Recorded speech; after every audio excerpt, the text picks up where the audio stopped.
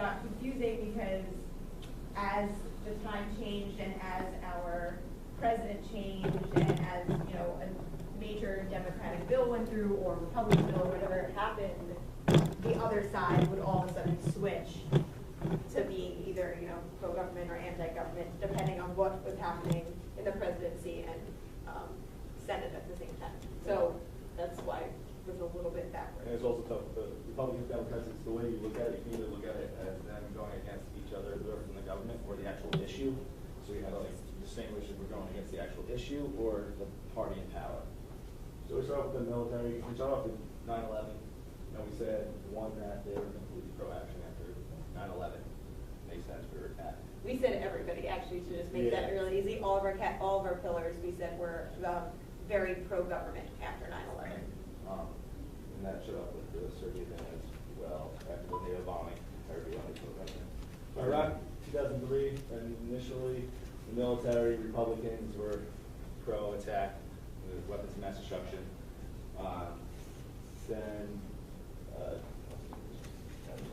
And then Democrats, they were against the attack. They thought it was irrational. And, along with the international community, thought it was irrational. We only had like Great Britain and a few coalition nations that joined us, or whatever. The UN didn't ever give us permission to go in. We did it anyway. Corporations we put as a 1 because they profit off of going in. Private security companies, they profit off of wars, and so does the arms industry. Religious communities we put in opposition to because it's a war. It's killing people. It's not just. Unjust war. Youth and students against it. Usually students are anti-war, unless in the case of 9/11 they will support it after that. Sure. Okay, so I'll just cover the next two. So our next two events were 2005 with Hurricane Katrina, and then we said September 2008 when the stock market crashed. So for Hurricane Katrina, basically the military, Republicans, international community, religious community, and Democrats were all basically pro-government at the time, the way that they handled it, but youth and students kind of felt that the government didn't handle it perfectly, and we said that corporations kind of remain neutral about it. And then in terms of the stock market, we had students, international community, corporations, and Democrats all being against the way that the government or whatever had acted to cause this. Stock market crash, nobody really is for that. And then we had the military and Republicans being for the government anyway, and the religious community staying neutral. Once we go with the fiscal cliff, which is currently ongoing, military put through again neutral, not too much. I mean, they have obviously a lot of effect with the budget deficit question. Many of us not happy about that. Then we have Republicans who were against what the Democrats were doing. Democrats were against what the Republicans wanted to issue, both put them at 5. This was one where we either put at the issue, which nobody liked the issue, or we just voiced the Democrats and Republicans against each other. Because that's what it came down to, a giant debate. Students, our loans rates are going up, so we're not liking it either. The international community doesn't help them if we can't fix our financial and fiscal problems. And then religious corporations, we also put that opposed to the fiscal cliff. They hate it. And then the religious community, we just left that as neutral because it's not too much of an effect on the religious community. They made Sammy's a chart on Excel, which is word for word. It's really confusing because it's so tiny, but when you stretch it out, it's easier to see. It's starting to get a little blurry, so it's kind of like Any questions, guys? agreements, disagreements. I would say that the religious community, aren't they more Republican than anything else? You know, well, we try to keep partisanship out of it for the most part, and just think about, because we Church and state kind of. Yeah, Try to keep it. And we also try to throw, you know, not just the church in there, but all religions instead of separating it by partisanship. And so we didn't really want to look at it from that standpoint. We wanted to just think of, okay, if you're talking about every religion out there, in general, what are they going to feel on this issue? Because when you start to put the church in there, yeah, it might be a little bit more Republican, and that might get a little bit messier. So. Great. Well, thank you. Okay. Right. When I was thinking about what the power graph was going to look like for South Africa, I thought that because South Africa has so many different communities, and like Republicans and Democrats, they react to events almost diametrically apart. It would probably be more useful to look at the power graph with respect to the white community, who were until this point here the only voters allowed in South Africa. So in looking at how these events influence them and influence the actual literal power brokers in South Africa, I thought that would be more useful. So I started at 1960, which was the Sharpeville Massacre. This was the first major globally broadcast massacre of peaceful demonstrators by the South African police. And at that time, the South African police service strongly behind the government in terms of the actions that it itself took. The NTK, the Afrikaans religious church, or the Afrikaans religious community, very firmly behind the government. Other religions, less so. They were outraged. 69 people were killed in Sharpeville, so I gave them a 4. Independent media, only a 2. Still very pro-government and hadn't quite got used to what the implications of apartheid were at that time. Apartheid only started in 1948. The international community, still, I would have given them a 2. Appalled that so many people had got killed, but not appalled enough to have taken any strong action at that point. South African business, a 1. White voters, a 1, shamefully, and the judiciary, a 1. 1961, when the African National Congress, the resistance movement, started in Contra-West Season, the armed struggle. The South African Police Service, 1. Very, very firmly pro-government and combating it. The church, 1. Other religions, 2. A little more ambiguous about the rights of an African National Congress to take up arms.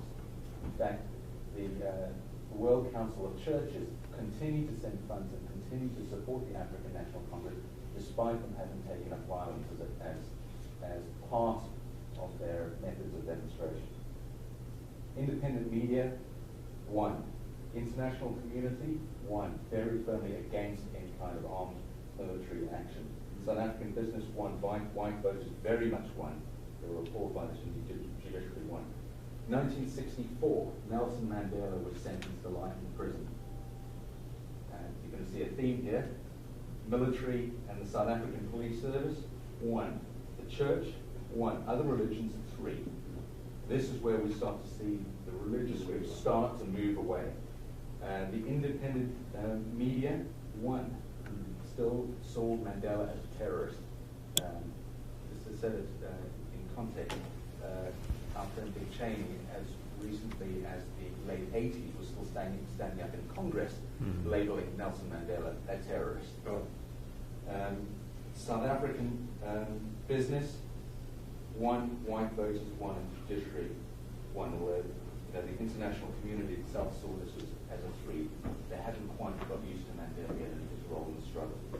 Things start to move away now. 1976, the Soweto student massacre, where students who were peacefully protesting the government law that required them to learn Afrikaans, the language of the oppressor, in school, they were shot down by the police.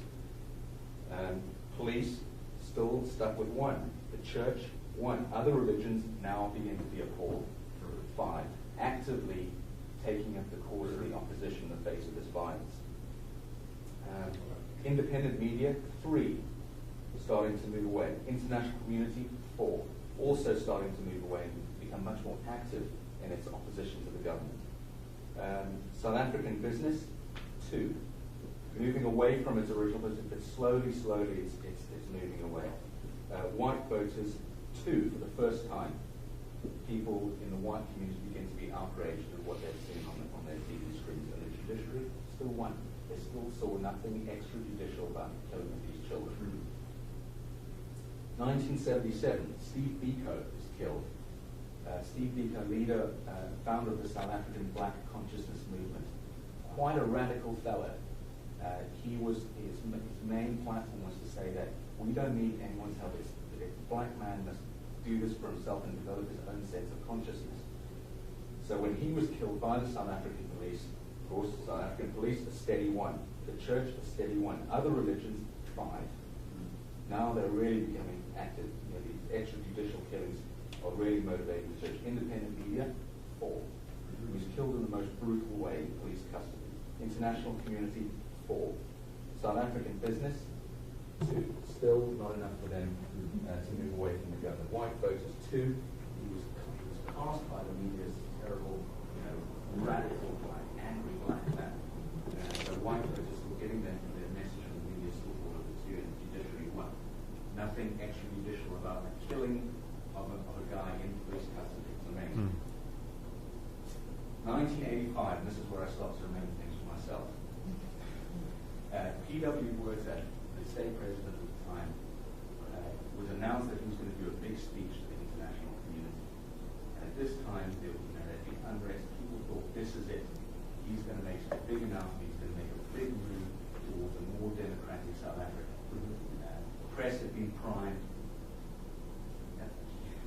He got up there, he put his own speech away, and proceeded to lecture the international community on what the famous finger wagging. You don't tell us how to run our own country. It was at that point that the currency nosedived, and American companies in particular said, no, this can't be, and they started pulling out General Motors, Chemical Bank, just to name a few, Barclays from the UK. This was called the Rubicon speech, the crossing of the Rubicon. So the South African Police Service, still behind their government, 100%. 1. NKK, the Afrikaans church, for once pulling away, starting to go to a 2. Other religions, now they're firmly in the 5. Independent media, 4, appalled. International community, 5. South African business are starting to see that this is not good for them. The rand has plummeted 3. They're now moving into neutral territory. White voters are 3 and the judiciary 2. 1986. In contrast, we see we're starting its bombing campaign on civilian targets. And as a state of emergency, that's declared. South African police, 1. NKK, 1. Other religions, now they're pulled back to 4 because of violent acts against civilians, bars, shopping centres, etc., rather than just what they used to do is blow up power pylons in the middle of nowhere. Independent media, 3, pulling back. International community, they're pulling back, 4. So you can see the effect of violence or a violent campaign on sympathy towards your cause. South African business, 4. South African business 2. They're pulling back. White voters 2, pulling back from the judiciary 1, also pulling back. In 1990, FW de Klerk takes over, or actually 89 FW de Klerk takes over from Botha. He's traditionally quite a conservative guy, but in 1990, he stands up in the South African Parliament and he announces that the ANC is now unbanned and he's releasing Mandela. Huge, unexpected. South African Police Service, 2. All of a sudden, he's not, the ANC and Mandela is not that ogre and the monsters that they've been made out to be. NKK, 3. Now neutral. These are people we can do business with. Other religions, 4. Independent media, 4. International community, 5. Really involved. South African business, 4. Realizing that there's potentially a solution. White voters still on the fence 3, and the judiciary 3, now very much neutral. We have a neutral judiciary. 1991, now this seems like something that's really, seems pretty incidental, but it makes a huge, huge difference in South Africa. In 1991, the sports boycott of South Africa was lifted. South Africans are sports mad, particularly with rugby. The sports boycott of the South African sports teams and the South African Springbok rugby team made a huge difference in South Africa. And in 1991, the boycott was lifted. South Africa was welcomed back into the international community. So the South African police service, still the police, church full of rugby-loving, boerewors-eating Afrikaners who love God and rugby. 4. Other religions, 4. Independent media, 4. International community, embracing South Africa, 5. Business, 4. White voters, 4, going up, and judiciary, 3. And then finally we get to the first democratic elections in South Africa in 1994. The South African police service are finally neutral, where they should be. It should be NCAP 5. Religions, everyone's pretty much a 5, except white voters, 4. They're happy to, a lot of them voted for the ANC, but still there was a little enclave of white voters, the right wing, who still weren't quite sure about what would happen when the ANC was in power. Judiciary stayed at a 3, where it should be. Questions? Can we take a break? I don't want to follow that. Okay, thank you. That was great. So I started in 1989 where the Constitution, there was an amendment to the Parliament adopted to ban the use of Albanian flags, which actually created a lot of protests. Obviously, bureaucracy was supportive, media a little bit neutral, but it was very divided between Albanian and Macedonian media, but still mostly at that point government-owned media. International community, I put as a 2 because they actually weren't that engaged in the process at that point. Their minds were on other things in the Balkans. Then the religious institutions, since originally I have them as 1, but they're definitely not 1, so I divided them into, just to simplify things, into Orthodox and Muslim, but actually divide them more as Macedonian and Albanian. And they were completely divided. So the Orthodox Church I would have put as a 1, but they weren't at that point necessarily as active. And then a 5 for the Muslim community. The police were supportive of the government at that point, and so was the military. Business community was pretty neutral, NGO sector has always been seen as an opposition, and students at that point started to mobilize. I put them as a 5 actually, or a 3, 3. But it wasn't until later, until the student movement became more strengthened. And then in 1999, as the U.S. bombed Belgrade, you saw, that was in March, I think, so, but I'm not sure, it was March. So the campaign against Belgrade, actually, Macedonia was supportive of Serbia, but it was very divided within Macedonia and the Kosovo Albanians. A lot of different refugees came into Macedonia, and so the bureaucracy very supportive, media very supportive of the Macedonian government at the time. International community was opposite. It was not supportive of Macedonia or Serbia, obviously. Religious community as well as divided. Muslim community was very supportive of the bombings, protected over Kosovar Albanians, and then police, military were supportive of the government in opposition to the bombings. The business community actually at this point started to be a little bit more pro-opposition or pro-government, but also divided. NGO sector seen as an opposition. There were at least some rumblings of like peace activists during that point.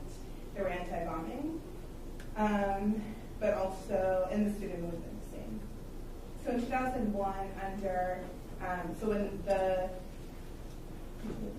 Oh yeah, so when there was a coalition government formed, like a national unity government, which decided, and during this time there were a lot of conflicts and a lot of violent incidents, and so it kind of rallied people toward the central government, but also solidified the opposition within the country. These are all general statements. And then later in 2001, the All-Created Peace Agreement was signed, which was pretty supportive from within the community at the time, as you can see by the numbers, although people weren't necessarily mobilized behind it because they didn't feel as if it was actually, is that true? As if it was actually like a peace agreement that people felt was appreciative of, like the Macedonian side. They felt like it was a little bit more heavy-handed toward the Albanian side because of the strong international community involvement at that point. And obviously the pressures that came from the military interaction with NATO. So then I skipped to 2010 because it's more of a current day scenario of a prime minister who is pretty heavy-handed on media reforms. And by reforms, I mean limitations of media. And loves buildings. So that's why I included this Skopje 2014 because it's actually like an initiative that he spent hundreds of millions of euros on that is building statues and like fountains. And if you walk into Skopje, you think that it's like a really wealthy area, I mean, it's not very pretty, but people think that because they've spent so much money on this kind of material reforms. So in the beginning, I think when it was first announced in 2010, people weren't they weren't excited about it, the average citizen, but the bureaucracy was supportive of it. They thought it was an image thing. Nationalism started to come up a little bit stronger. So the Macedonian population was more supportive of it, including the international community, which was kind of like in between. However, the religious community, as far as the Muslim community, was not supportive of it because there were a lot of religiously inspired statues and churches and rebuilding on the basic Macedonian tradition, Orthodox Macedonian tradition. And then we skip in, and then that's when you start to see the NGO sector become a little bit more involved and engaged in the political sphere. So then I talked about, so Gruevski actually, part of what, so this was one of his big initiatives, but this in fact expanded into his idea that controlling a society is partially, is externally completely hinged on the media. And so in 2011, he started doing heavy enforcements and restrictions, and there was an amendment passed to the law on broadcasting, which is supposed to regulate the media, and instead he added government appointees to weigh it in government's favor. And so that kind of turned the tide in both the international community support for Macedonia, but then also the media, which had a huge hand in actually mobilizing people. So then you can see that the NGO sector then turns to a 5, students 4, which would soon turn into a 5 as you get into June of 2011. However, the bureaucracy, since so many people are employed within civil service, kind of maintains a 1 throughout, although in 2012 it's moved, I think, to a 2, and potentially moving forward will continue to move toward opposition. That's it. Yeah. Great. Oh, here's my little graph. Can you see that? Yeah. Yeah, real simple. So this is my graph. It just kind of shows that one of the biggest ups and downs has actually been the international community, which has wavered on like what else is going on in the region and what is actually in our interest. It's been very American-centric, obviously, as all of our foreign policy, but specifically you can see it in the Balkans as like, as we invest certain money in different sectors, we do it in a way that manipulates the whole of the society, and you can kind of see how that has affected it.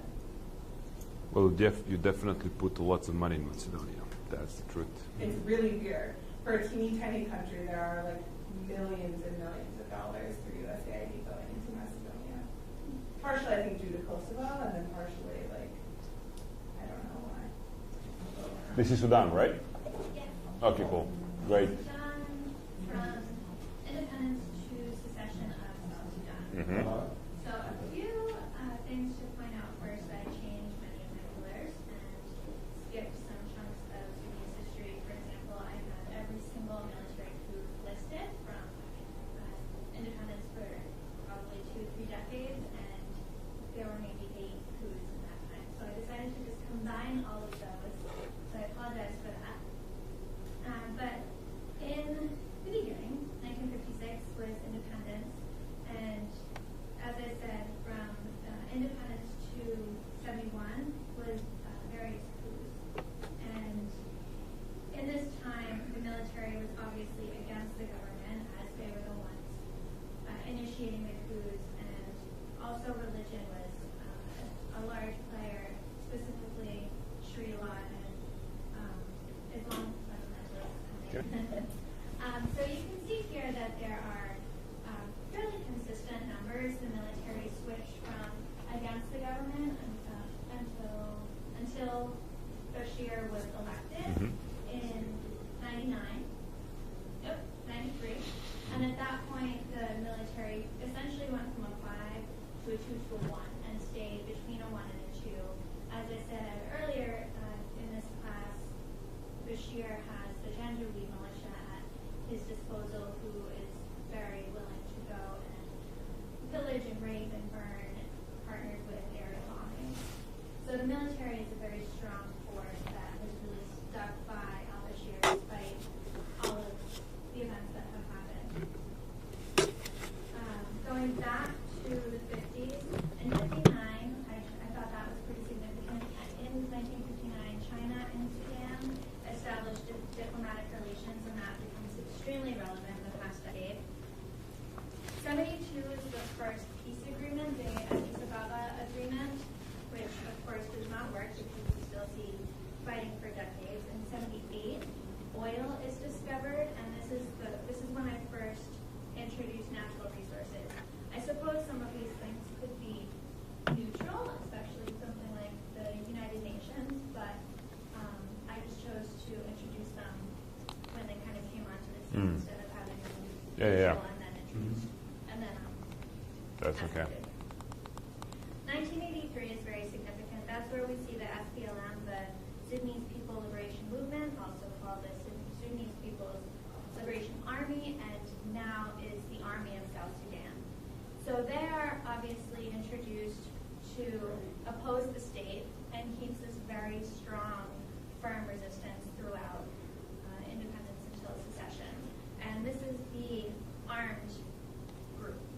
The nonviolent groups don't come until 98. 98, thank you.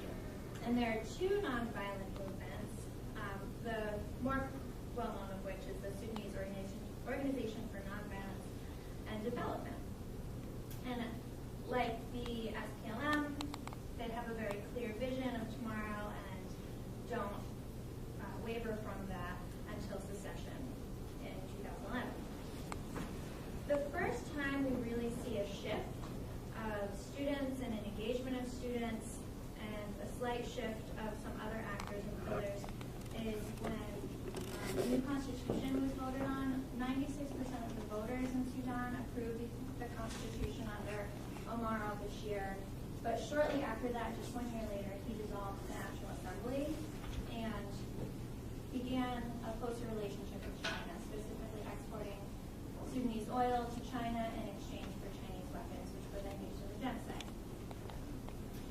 Just 1 year later, the elections were boycotted, and this is a time at which those pillars began to be pulled apart, and students really started rising up, and the international community for the first time stepped up and said, wait a minute, something's going on here, regardless of oil, regardless of anything else, an election has been boycotted and the president is staying in power.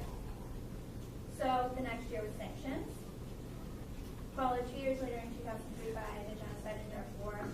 Rebels, so-called rebels in Darfur, were rising up against the Janjaweed militias, and this really called the international attention.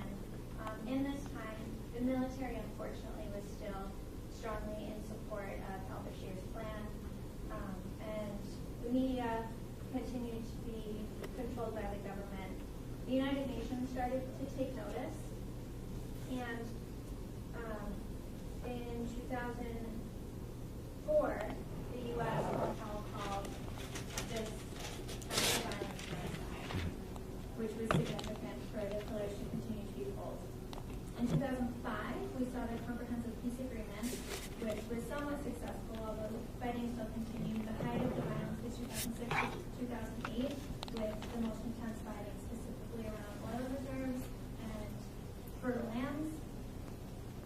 And in 2005, the UN authorized sanctions. So the U.S. started sanctions a few years prior, and the UN started to implement sanctions as well. They also attempted to begin to refer this case to the International Criminal Court, but China remained a staunch partner with Sudan and continued to block that. They vetoed it, right? They did. They definitely vetoed it. Russia also vetoed it for the first 2 rounds of votes on this referral and ended up stepping down, and China was the only one to continue to veto. This caused some embarrassment. So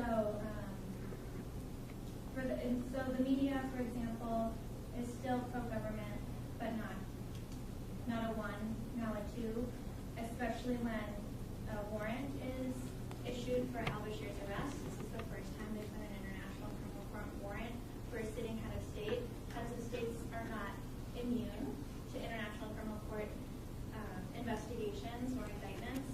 And what's interesting, although unrelated, 2 people who have warrants out in the Kenyan election from 2008 and the post-election violence are president, vice president, leading candidates in the upcoming election in March. So the new prosecutor in that case has met with both of them and made it very clear, even if they win the election, they'll still have to go to trial. But al-Bashir was the first head of state, and so far the only one. Oh no, that's not true. The first head of state to have a warrant.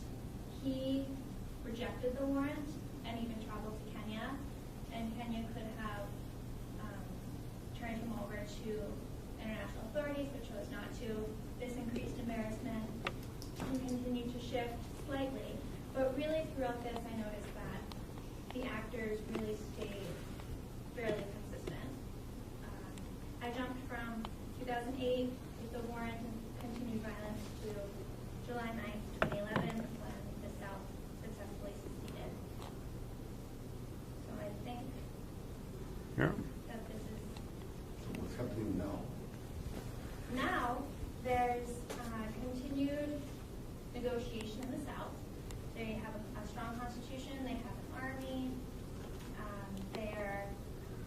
the whole country is still, I would say, quite fragile. North and South Sudan are quite fragile, and from what I understand, Darfur is still But inside Sudan, it's a very difficult position, and they're hitting hard specifically on bread and butter issues. Because the major problem of the secession is and Bashar is continues to lose popularity. And there was quite a big protest this summer on the inside of Sudan. The situation.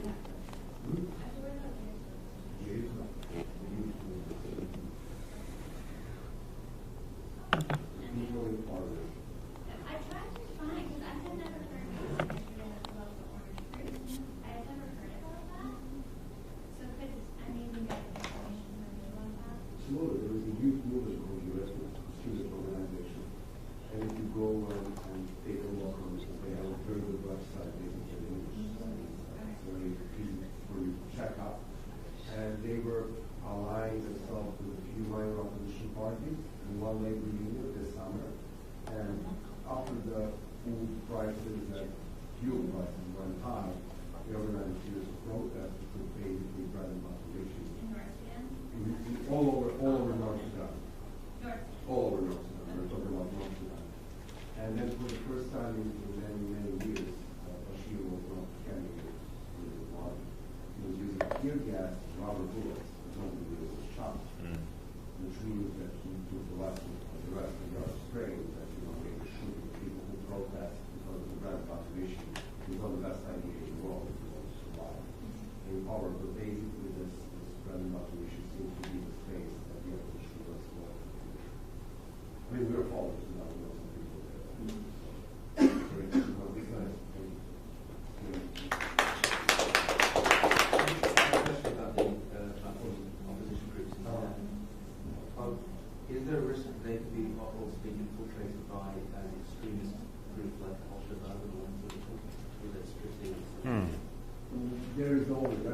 there is always danger. The groups we know, they're clearly more secular than others. I mean, this is, and they, to my biggest amazement, they achieved to do at least three things, which was very rare in the Arab Spring. First of all, they deal within the existing players. And we know that the majority of the Arab Spring uprising is coming from outside groups. And in Sudan, they really put together what's there of the opposition. And there are several opposition parties. Some of them participate on the elections, some of them participate in the assembly. They're not particularly strong. But they made student groups, political parties, and one labor union to come out with a common charter, which looks very much like I mean, for me, that was a strategic move. When you look at Sudan, when you rank the opposition in different countries, you have survival phase, building phase, engagement phase. And normally when you look at the Sudan, your natural choice would be to put them in survival phase because you don't even think that they can exist. But they were tremendously clever in organizing this early unity, insisting on bread and butter issues, not the political issues, not Islamic/secular issues, not the secession issues, not international court issues. They were using the issues which were actually gluing people together rather than dividing them. And then they're even found a common color, which is orange. So I mean, when you look at these things from the point of our theory, you can say that there is an organized opposition. It's not. It definitely will take them a lot to mobilize huge numbers because I mean, they don't have a lot of resources, they don't have access to media.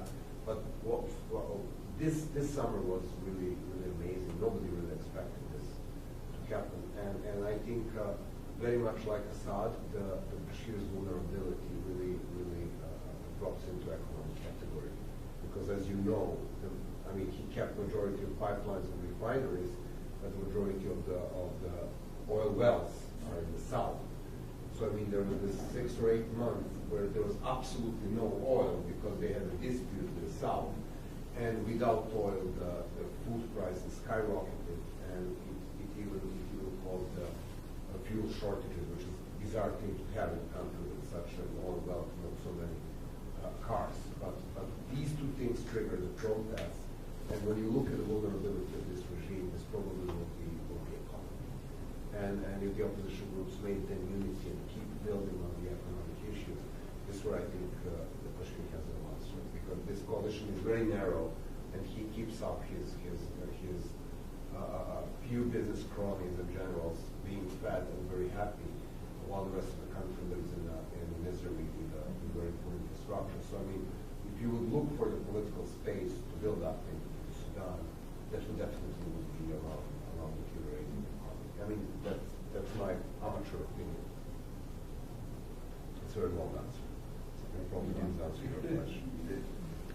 And I don't know. I guess the answer is that it makes it, when you focus on issues that affect everybody, bread and butter issues, it's very difficult for a religious group to hijack that on ideological grounds, but it's not about ideology. Mm-hmm. It's about food. It is about food. And so when you look at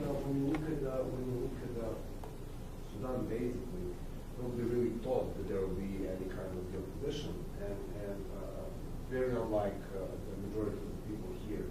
I actually think that, especially after the ridiculous decision to release court generals a few months ago, international court loses a huge part of its credibility. And if you cut the way out to this type of bad dictators, what you can expect from them is not that they will run to surrender to the court we had, but to stay there forever until the bitter end. And that unfortunately increase the price for the population which is living here. So I mean, it's very tricky position when it comes to the pressure. But basically, as you said, I mean, the more you push from the outside, the more people rally around the leadership. So I mean, it really makes some sense. Okay, so we decided to do something different since we chose China, and there's such little information and stories coming out from there. We decided to do our timeline based on a year instead of years. Mm-hmm. So it's Tiananmen Square massacre. So we went. The protest lasted 7 weeks. It started on April 15th. It came to a head on June 3rd when the tanks rolled in into the square. So our chart starts on March 15th. That's a month before the protest began. And then it starts when, the beginning of the protest where a couple of students started, camping out at the square. And then it goes into the 7 weeks, and then it goes into when the tanks rolled in. And then at the end, it's 3 weeks after the massacre, and then it's a year after the massacre, just to show you the apathy and the feelings of the police, the bureaucracy, educational system, which is the teachers, media, which is state-owned, business, students, which are at the center of the protest, of course, workers and international community, meaning the outside world. I remember it was such a big deal. It's the first time I think local news carried international news. I know it was a huge deal. If it breaks into local news in America, it's a big international story. So it registered with me. There's one more thing I wanted to say. WhatsApp helped us. So WhatsApp helped us. So I stand by its accuracy.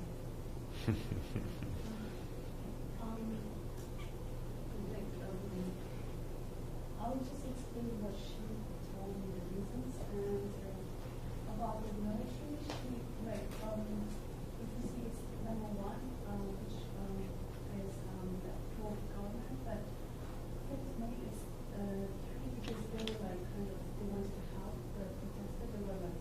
They were wanting to do something, but on 20th May, they were also march from the so there were around 30 troops there.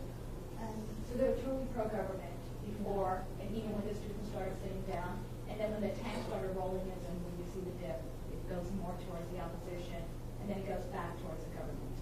So just when the tanks rolled in is the only time you see them with the police and military. Same with the there are two people who are also the police. They wanted to they sometimes protested, they wanted to help. However, there were also hustling in the government, so it's back to number one, number two. So it's totally pro-government one before the protest, the start of the protest, and then again when the tanks roll in is when you see some movement and they go pro-opposition. And education. Right. Yeah, some of the teachers are also doing that, very supportive to students, but I think they have to, they haven't done anything, but they were very supportive. About the media, they were, even though the media is controlled by the Chinese government, but there was, she mentioned that there was few occasions where the reports were wearing the flag politics, but to ensure that they're not happy with the government thing, and two of them resigned after that. She said that when the tanks were rolling in, the only way they got the footage of the tanks rolling in is one of two reporters disguised themselves, went out and got that famous image of the guy standing in front of the tank, and that's the only reason they got it. So some reporters, when they all shot it, and then just dropped the equipment and resigned. And about this, there were a lot of shops that were closed, and there was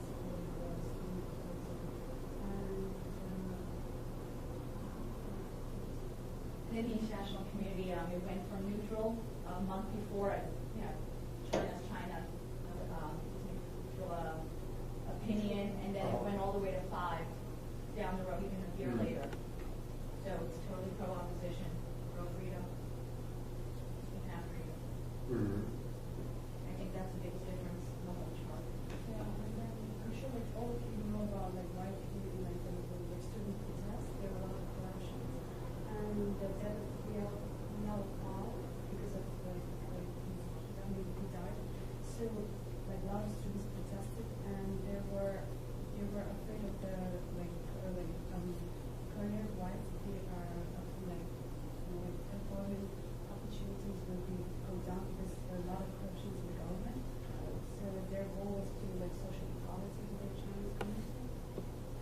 So there was obviously a window of opportunity. And what does she told you? Why do you think it was missed? Very good question. So what was the question? I mean, obviously there was a window of opportunity, but why do you think it was missed? Because I think it's because of all the lessons of government.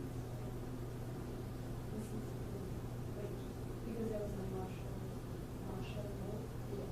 But basically, there was a negotiation point where, I mean, so we were mentioning this yesterday, and I really, this is fantastic. Yes, it's like you need to know. There is very similar situation in Burma, and there is a documentary which has been downloaded into free to the net, which is called VJ Burma, and it tells about the Saffron Revolution in 2007.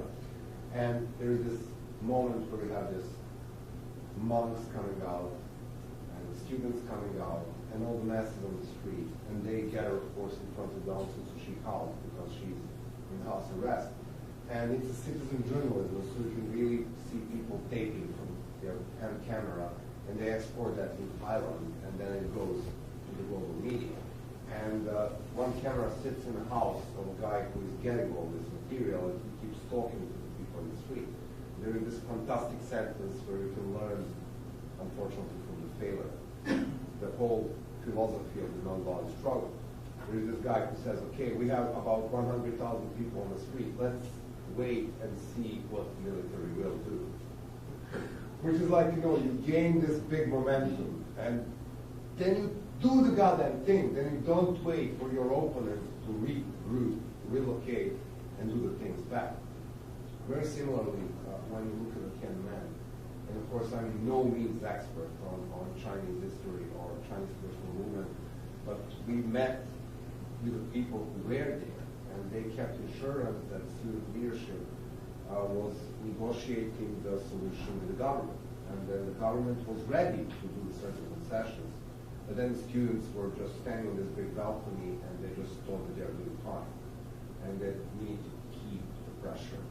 And then instead of negotiating agreement with the government, potentially proclaim victory, and the first victory for the Chinese movement ever, the tanks came all the way from Manchuria and slaughtered them. And what is very interesting in this story, when you talk to the people who were there, they will tell you that the military troops which were used in the crackdown were not from that part of China, and were not even the same race. I mean, they were using different Chinese people.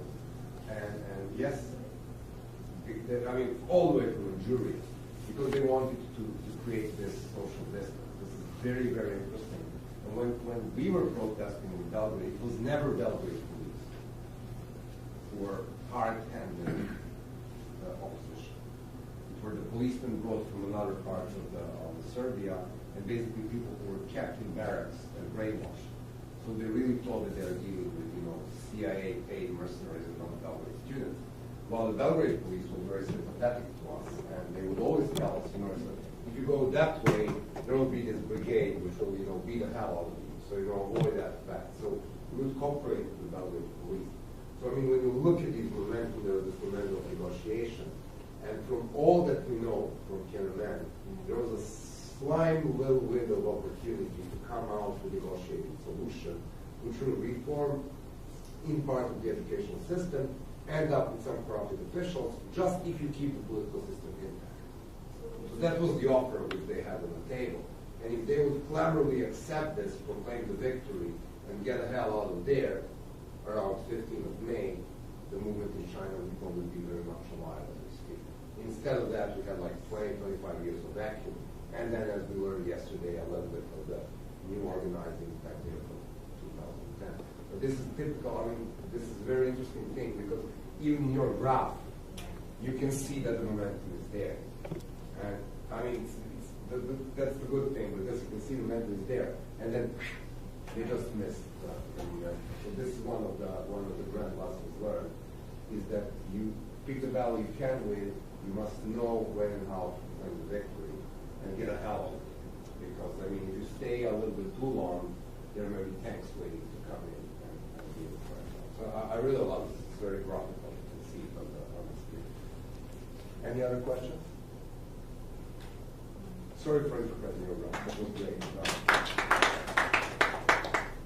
Okay. So for our country, we chose Venezuela, and So we were all going in there.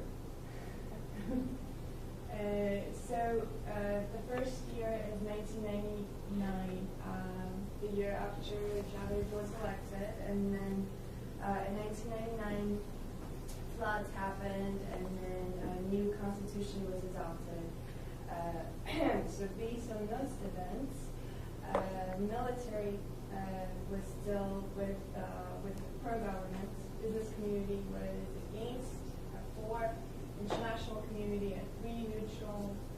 Low-income social groups were at 1, because Chavez was helping them out. Elite at 4. Media at 2. Had a national workforce at 1 and students at 1. So pro-government. 2002, he elects a new board of directors for the state-owned oil monopolies, which the executives didn't agree with and the majority didn't agree with. So the military goes along with it, business community in opposition, international community sort of in opposition, neutral. Low-income social group, neutral. Elites, opposed. Media, neutral to oppose, and we also separated private workforce versus government workforce, both opposing it and students also opposing it. In 2007, Chavez nationalized energy and telecommunication industries, and in elections he was nearly defeated. So based on these events, while military still with them, business community against, international against, low income at 2, elite at 5, against, media against, private workforce against, national workforce for them, because it's more jobs for them, and then students at 4 against. And then our 2008 incident is a cross-border attack from Colombia on the Peter Barca Reyes, which Hugo Chavez claims was a violation of international law. Military, obviously, in support of business community, neutral to against, international community against, but again, that's kind of aggregate international community because it depends on what country you're talking about. Low-income social group, neutral. Elites, more pro because of the bolstering of nationalism. Media has something to talk about, so it is sort of, I guess, pro. Private workforce in opposition, national workforce in opposition, and student groups also in opposition. In 2010, the economy shrinks, he devalues money, more natural disasters occur. Venezuela creates a relationship with Iran. So there have been some of those events. In 2010, military still with them, business community against, international against, low-income social group with them, elite against, media against, private, national, and students against. And then 2012, Hugo Chavez is in Cuba recently. Not very transparent about what's going on with his health condition, which I think people are becoming kind of insecure, which works for the opposition movement. Military is still in support this whole time. Business community in support, international community neutral. Low-income social group, opposition, elites, low. Media in opposition, private workforce in opposition, pro, national workforce in opposition, and students opposing. And then I guess we did projections as to what's going to occur in 2020. That was my question, like 2014. That's interesting. It's our sort of hypothetical. So is he going to be alive or not? What's No, the opposition has won in 2014. We're not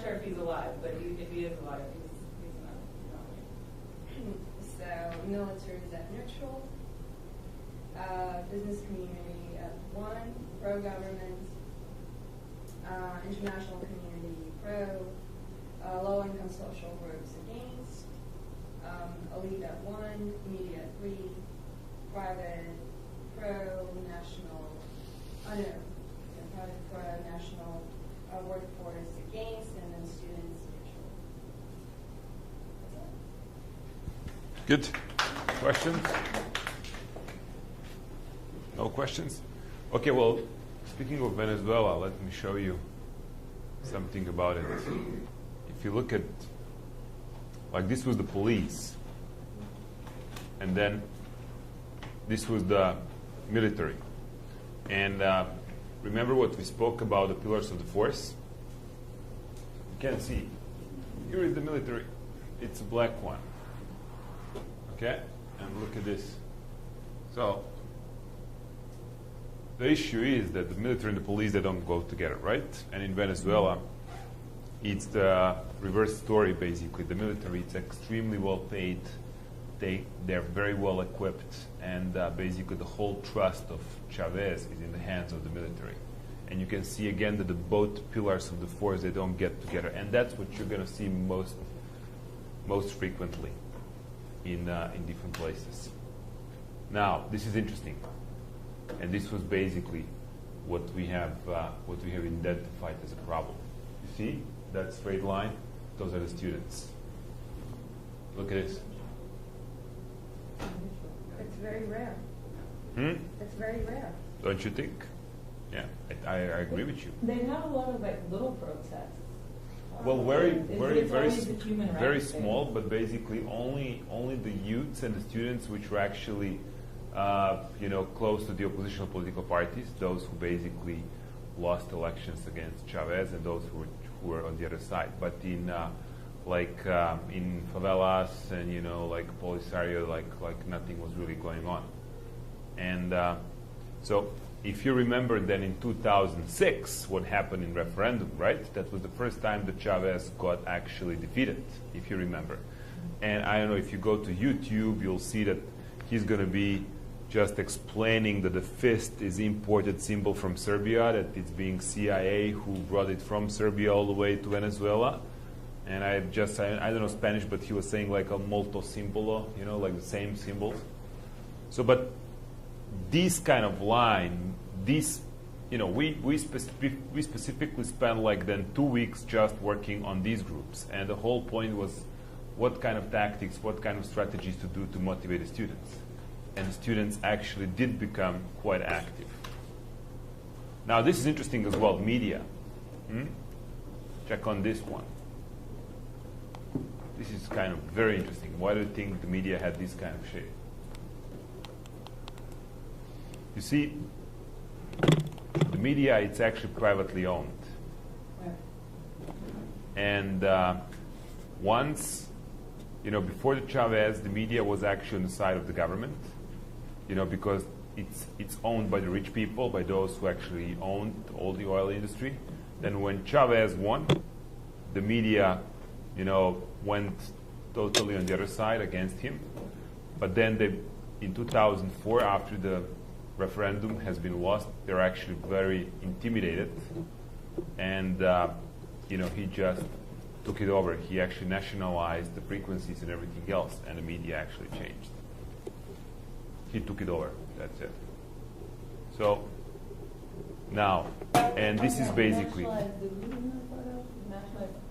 media and telecommunications. Yeah. That's basically what caused them to change the orientation. Now, and look at this green one. That's, you see, this is the church. So the church is an interesting story. They basically used the churches for the meetings. The opponents of Chavez are still using the church, and they're using the processions and the church gatherings and the mesas, for the opportunity to basically send a message. And that was another issue. Now, what they've told us, they said they identified a couple other pillars, like poder judicial, what would be like judicial, right? Judiciary, and then This is the electoral. You can't see it. It's a black one. But look at it. Like this is like electoral commission, right? The committee that supervises all the elections. Look at it. So these guys were heavily infiltrated by Chavez. So they've been basically doing whatever he was telling them. So that was speaking way too much, because usually these people should be over here, right? Neutral. They should be like, totally neutral from both government or the opponents. They should be like objective. And look at them. They've been actually, very neutral, and then they just went against Chavez, and then he kind of instituted some personal changes, and they're actually here, which means they worked for him. So I'm guessing that since 2004, that black line hasn't moved from where it is now. It hasn't. In 2006, yes, for a while, but then it went back. Because this has been done in 2004. 2006, remember, that was the first time that he actually, because he repeated again that referendum and won afterwards, but in 2006 he was defeated.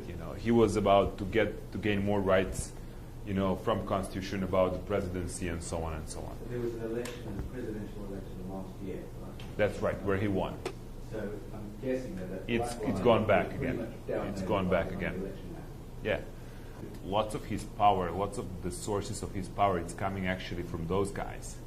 Because the poder moral is supposedly something that people follow, that they believe to.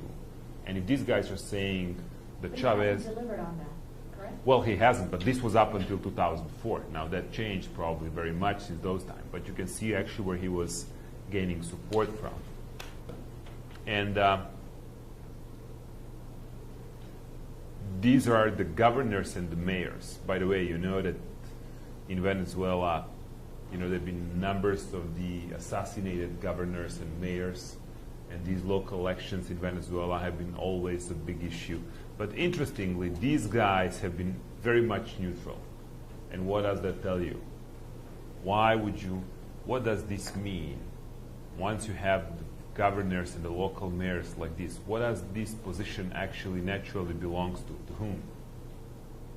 What did we say? Who's mostly neutral? Military. Business. So these guys are basically, having their own kingdoms, right? They're like dukes within their own, villages and regions. So they don't care what's going on the other levels. They basically run their own things.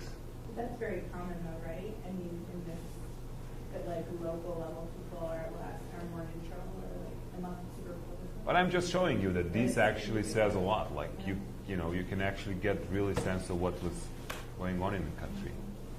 Now the National Assembly, like representing the, the MPs and everything that was going in. I just wanted to show you one thing. Okay, so this is very interesting. Look at this. This is the labor unions. So look at the labor unions. The labor unions were apparently against Chavez. And the question was, why? It's kind of, it's not really, if the the intelligentsia was on the other side over here, and then why do you have the labor unions over here? Oops, what happened? Could you see this? No, look at this one. Another, real wages were going down, but the stock market prices were going up. But look at this. This is the black line. It goes from here, you see, all the way here, over here. Those are the political parties. So you can see basically that labor unions have been heavily infiltrated by the political parties, you see? And over here, and I basically asked these guys, what happened over here? And they said elections, and the guy from the oppositional political party became the leader of the labor union coalition. So that was obviously something that, and why were the labor unions dominated by these guys? Remember, like the rich guys, the rich people, own the oil industries, and they've been controlling the labor union because that has been in their interest, right? They wanted to protect their own interests, and that's why they've been always putting lots of effort in controlling what's going on in the labor unions. Now, so Well, I have plenty of these, so if you guys are interested in any of the countries, I can actually, share it with you, and you can see how it actually works. But so this is the tool that basically gives you the idea of understanding what's really going on, and it's easier really to understand what was happening before. And as you two did, it actually does enable us to really forecast something that might happen in the future. Just think of the Iran as well, as I said. Like small windows of opportunities are actually what we are looking for. Now, in the essence, just to remind you on a couple of things which are really important and crucial for this course. So if this is the neutral,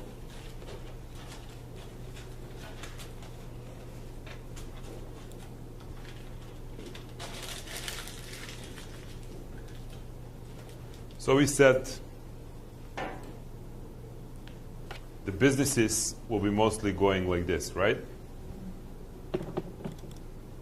Then we also said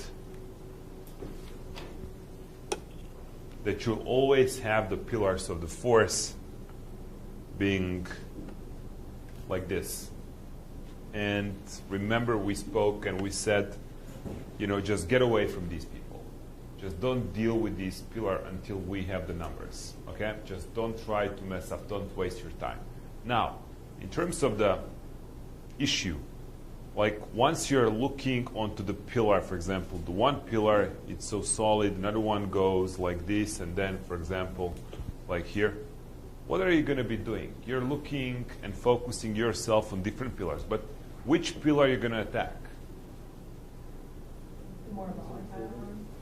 The one that actually show the trends of changing the orientation, because that one actually is responding to different situations. The one that's the solid, that's the one that you want to leave as it is. Now, I showed you this issue of the students, right?